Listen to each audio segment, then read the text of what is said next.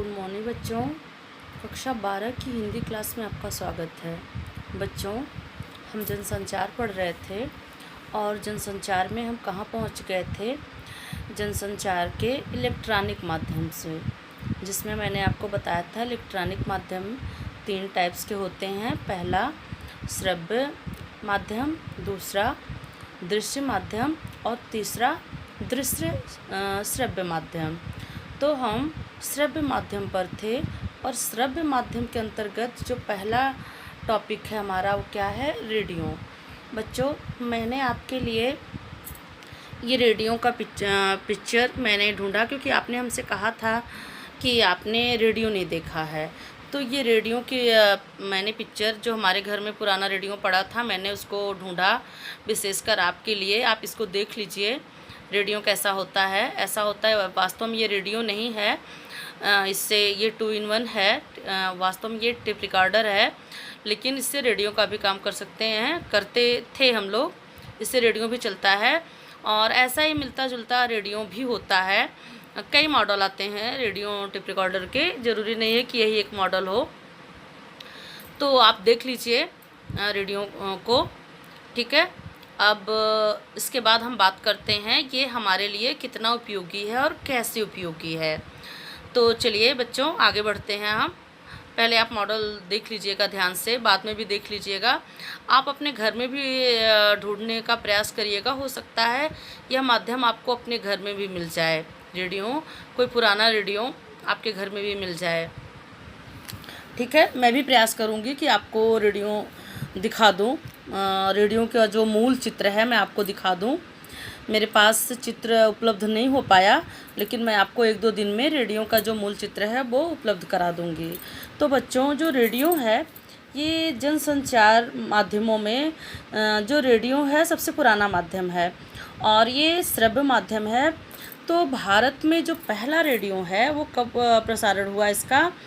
भारत में पहले रेडियो का प्रसारण रेडियो क्लब ऑफ बॉम्बे द्वारा जून 1923 में किया गया, परंतु इसकी विधिवत शुरुआत 23 जुलाई 1927 को 23 जुलाई 1927 को उस समय हुई जब लॉर्ड इरविन ने इंडियन ब्रॉडकास्टिंग कंपनी मुंबई में इस कंपनी का उद्घाटन किया। जब उन्होंने अपनी कंपनी खोली इंडियन ब्रॉडकास्टिंग जिसका नाम था, तो जब उसका उद्घाटन किया उस समय रेडियो की शुरुआत हुई भारत में।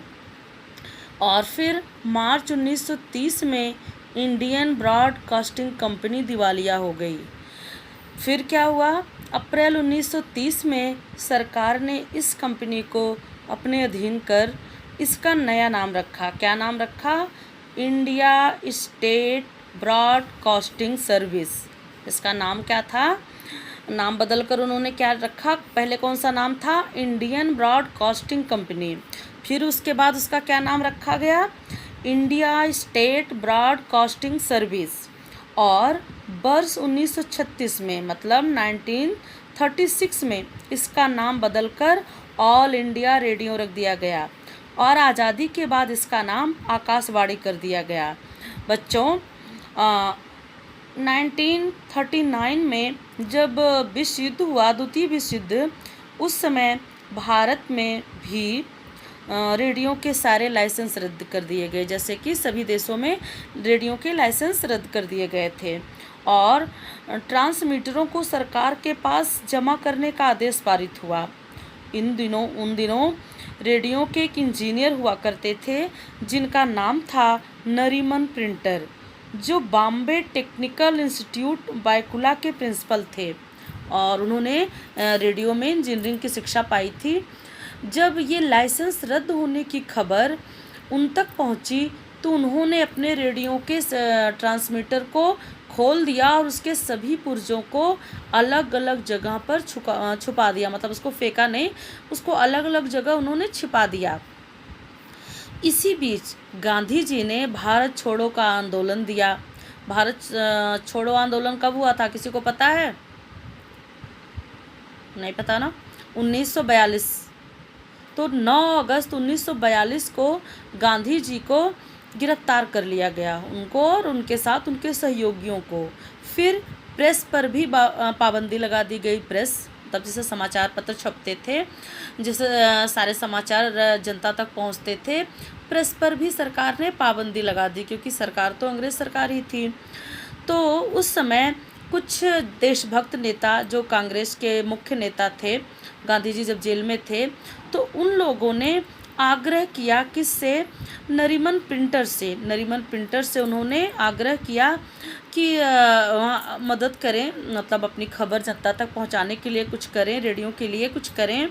तो कांग्रेस नेताओं के आग्रह पर नरीमन ने अपने रेडियो के सभी पुर्जों को इकट्ठा किया और फिर 27 अगस्त 1942 को नेशनल कांग्रेस रेडियो का प्रसारण शुरू हो गया, जिसमें पहली उद्घोषिका थी उषा मेहता। और रेडियो पर विज्ञापन की जो शुरुआत है वह 1923 ईस्वी में हुई।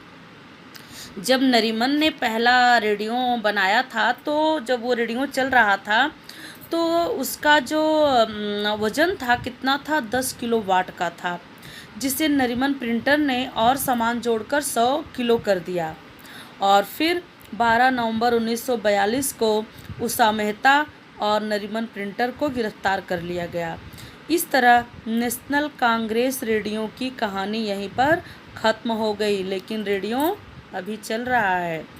1942 में ही सुभाष चंद्र जी के प्रयास से आज़ाद हिंद रेडियो की स्थापना हुई और फिर स्वतंत्रता प्राप्ति हुई जब देश को 1947 के बाद। तो भी जो हमारी भारतीय सरकार थी, कांग्रेस सरकार थी, वह रेडियो स्टेशन चलाने की जो अनुमति है वह आम जनता को नहीं देना चाहती थी। मतलब रेडियो स्टेशन थे, उससे जुड़े जो रेडियो से जुड़े जो सारे अधिकार थे वह सरकार के पास थे। जो भी कार्यक्रम उस पर प्रस्तुत होते थे वह सरकार के परमिशन से ही होते थे, उसके आदेश से ही होते थे। सरकार को डर था कि कहीं इसका दुरुपयोग ना हो जाए, जनता में कुछ गलत समाचार लोग ना दे दें, तो इसलिए सरकार ये रेडियो स्टेशन चलाने की जो अनुमति है आम जनता को नहीं देना चाहती थी। लेकिन जो जनता थी, क्योंकि भारत आज़ाद हो गया था, तो आज़ाद भारत की जो जनता थी वो इसकी परमिशन सरकार से लेना चाहती थी। वो भी चाहती थी कि हम स्वतंत्र रूप से रेडियो स्टेशन चला सकें, अपने मन मुताबिक हम काम कर सकें।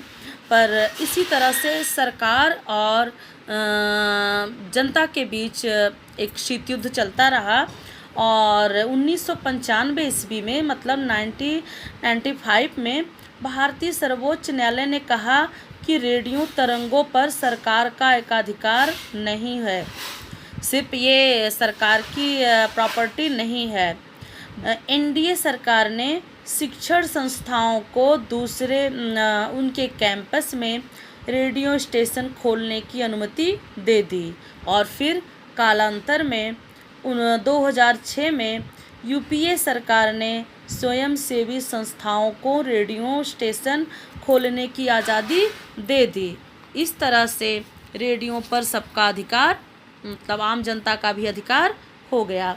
तो बच्चों, ये जो रेडियो है ये सबसे पुराना माध्यम है और ये जो है सभी के लिए उपयोगी थी। मतलब शिक्षित जनता के लिए भी ये उपयोगी था और अशिक्षित जनता के लिए भी, दोनों वर्ग के लोग इसका लाभ ले सकते थे।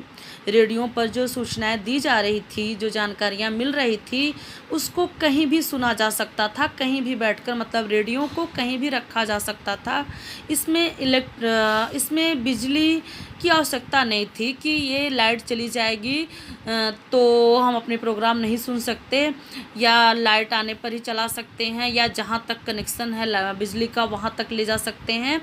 ऐसी कोई औपचारिकता इसके साथ नहीं थी। इसीलिए जो रेडियो थी वो सबके लिए उपयोगी थी। रेडियो जनसंचार का सबसे सस्ता साधन है। रेडियो के माध्यम से ज्ञानवर्धक जानकारी जनता तक पहुंचाई जाती थी।